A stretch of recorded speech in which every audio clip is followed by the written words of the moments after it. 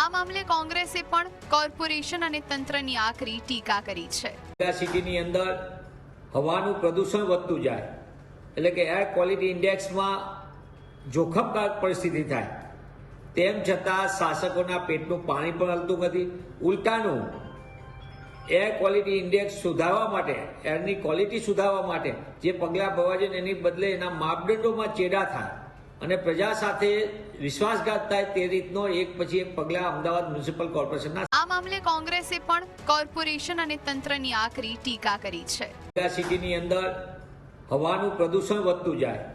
એટલે કે air quality ઇન્ડેક્સમાં જોખમદાયક પરિસ્થિતિ થાય, તેમ છતાં શાસકોના પેટનું પાણી પણ હલતું નથી। ઉલટાનું